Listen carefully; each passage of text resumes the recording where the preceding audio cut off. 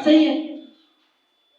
अब मुबारक, जब हम कलाम मुकद्दस का मुतालिया करते हैं तो हमें मुबारक का बहुत सी जगहों पर जिक्र मिलता है।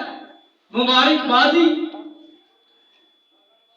कि मुबारक वो है जिनकी आंखें पाक है, जिनके दिल पाक है। मुबारक वो है जो सुना गिराते हैं। मुबारक वो है जो मेरे नाम से सताएंगे।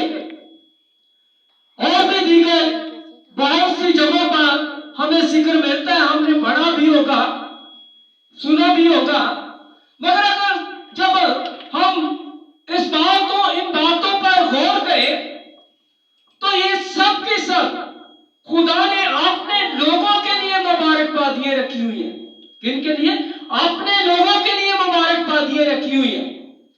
तो मैं जब इसे पढ़ रहा था तो मेरी सोच वहां पर गई कि तुम इनमें से कौन सी मुबारकबादी में शामिल हो। तो हमें सबको यही सोचना चाहिए कि हमें कौन सी मुबारकबादी में हम शामिल हैं। यह भी जिक्र है कि मुबारक वो है जो शरीरों की सलाह पर नहीं चलते, जो धोखेबाजों की मजलिस में नहीं बैठते, जो मेरे नाम से सताएंगे वो भी मुबारक है। जिनके दिल पाक है, जिनकी आंखें पाक है, जो खुदा के कवानीन पर अमल करते हैं, जो उसके कमाल को मानते हैं, वो सबके सब क्या है? मुबारक है। हमें अपनी जिंदगी पर गौर करने की जरूरत है कि हम कौन सी मुबारकबादी में शामिल हैं। अगर नहीं है तो हमारे अंदर ये जज्बा होना चाहिए या ये जुनून होना चाहिए कि हम भी किसी ना किसी मुबारकबादी को तो अपना लें। क्या करें? किसी ना किसी मुबारकबादी को तो अपना ले कि खुदा हमसे भी कलाम करे कि तू भी मुबारक है। हालेलुया जी। खुदा हमसे भी जब बात करे तो खुदा कहे कि तू भी मुबारक है। अगर हम इन सब बातों को नहीं मानते तो हम उसके बनाए हुए में से नहीं। हम कहते हैं कि हम दुआएं करते हैं, हम रोजे रखते हैं, मगर खुदा का कानून जो है हमें सिखाता है कि मुबारक जो है वो इस तरह के हैं, उनके अंदर ये खूबियां पाई जा रही है। अगर वो खूबी हमारे अंदर मौजूद नहीं है तो हम मुबारक नहीं है।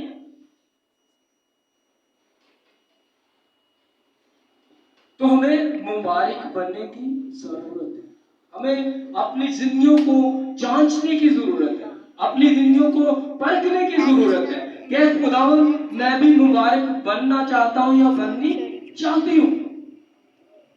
तब जाकर खुदा का कलाम फरमाता है कि मुबारक वो है जिनकी खताएं बख्शी गई और जिनके गुनाहों को भी खुदा हिसाब में नहीं लाता।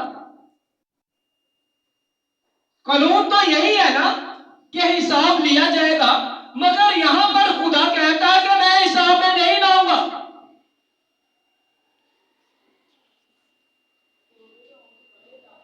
और जब हम एक मिसाल देता हूं कि नैनवा की लोगों की जिंदगी पर हम गौर करते हैं तो हमें जिक्र मिलता है कि खुदा ने यूना से कह दिया कि मैं नैनवा को तबाह बर्बाद कर दूंगा।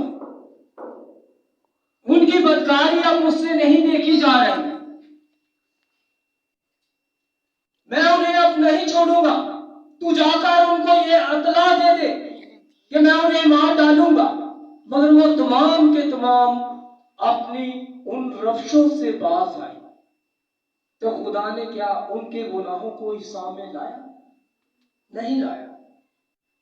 मगर उसके आगे जब 100 साल गुजरता है तो फिर नैनवा के लोग उन्हीं कामों में उजल जाते हैं, उन्हीं कामों में पड़ जाते हैं।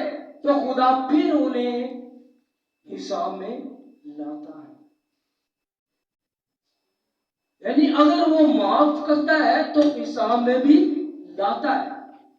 अगर हम चाहते हैं कि हमें मुआफ किया जाए, हम अक्सर सोचते हैं और बहुत से लोगों से ये सुनने में भी मिलता है, बहुत से लोग ये कहते हैं कि शायद खुदा ने अभी तक मुझे माफ किया है या नहीं। मगर कलाम हमें सिखाता है कि हम अपनी जिंदगी को खुद जांच सकते हैं कि खुदा ने हमें माफ किया है कि नहीं।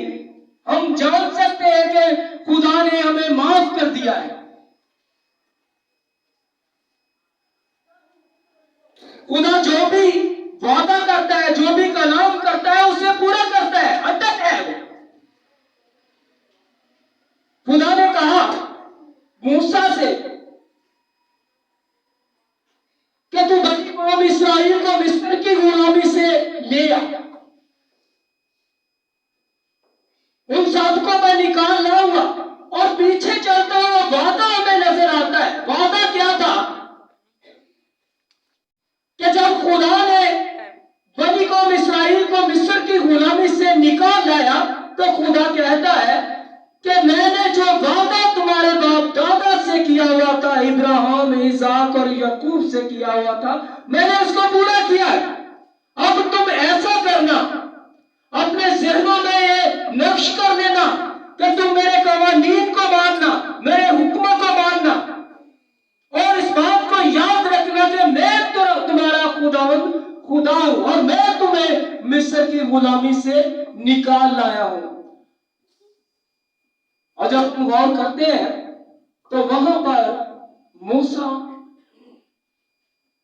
लोगों को मिस्र की गुलामी से निकाल लाया। और जब हम यीशु मसीह की शख्सियत पर, उसकी जिंदगी पर गौर करते हैं तो वो हमें गुनाह की गुलामी से निकाल लाया। हम गुनाह में फंसे हुए थे, हम गुनाह की दलदल में घुसे हुए थे। हमें बाहर निकालने के लिए कोई दिखाई नहीं देता था, कोई ऐसी शख्सियत नहीं थी जो हमारा हाथ पकड़े और हमें गुनाह से बाहर निकाल ले, उस गंदे कीचड़ में से हमें बाहर निकाल ले। मगर खुदा यीशु मसीह ने हमें उस गंदगी से, उस गुनाह से बाहर निकाल लिया। क्या किया जी? बाहर निकाल लिया। और जब बाहर निकाल लिया तो खुदा यीशु मसीह कहते हैं इन सब को भी यही तालीम दो जो मैं तुझे सिखाता हूं। इन सब बातों पर अमल भी करें।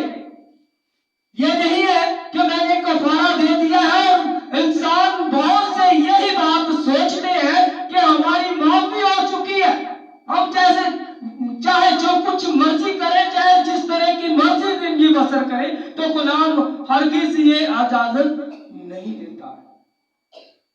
खुदा कानून का होता है। खुदा तब हिसाब में लाएगा कि मैंने तुम्हारे लिए दुख सहे, मैंने तुम्हारे गुनाहों को अपने ऊपर ले लिया, सलीब पर उठा लिया, मगर तुम्हारी आदतें वैसी की वैसी ही रही। जैसा कि नैनवा की आदतें बदल गई, वैसे ही तुम्हारी आदतें फिर से बदल गई। जब हम जानते हैं कि खुदा ने अपने लहू से अपना कफारा देकर अपने बदन का हमारे गुनाहों को धो दिया, तो हमें वापस जिंदगी में जाने की जरूरत नहीं है। हालेलुया जी, हमें वापस जिंदगी में जाने की जरूरत नहीं है।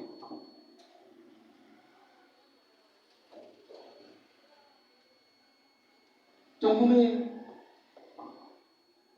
इन सब बातों को याद रखते हुए कि खुदा हमसे क्या चाहता है, खुदा हमसे क्या चाहता है। खुदा हमसे चाहता है, अगर चाहे मैंने तुम्हें माफ कर दिया है, तुम्हारे गुनाहों को धो दिया है, तो इसका मतलब ये नहीं है कि तुम अपनी आदतें बिगाड़ कर मेरे पीछे चलते रहो। हमें अपनी आदतों को, अपनी रफ्शों को खुदा यीशु मसीह के मुताबिक बनाना है। जिस तरह के पौलुस कहता है कि जिस तरह मैं मसीह की तरह बना, तुम भी बनो। तो हमें बनने के लिए, उसके पीछे चलने के लिए उसी को तकते रहने की जरूरत है। और जैसा वो कहता है वैसे ही जिंदगी को गुजारने की जरूरत है। हालेलुया जी। तो खुदा अपने कलाम के मुताबिक यकीनन हमारे गुनाहों को हिसाब में नहीं लाएगा। पीछे की जानिब नहीं सोचना है, आगे की जानिब चलते रहना और ये ईमान रखना है कि खुदा ने हमें उस कीचड़ से उस दलदल से निकाल लिया है और अब हमने जो जिंदगी बसर करनी है जिस तरह खुदा ने दिया बनी कौम इस्राइल से कि मैं तुम्हारा खुदा हूँ।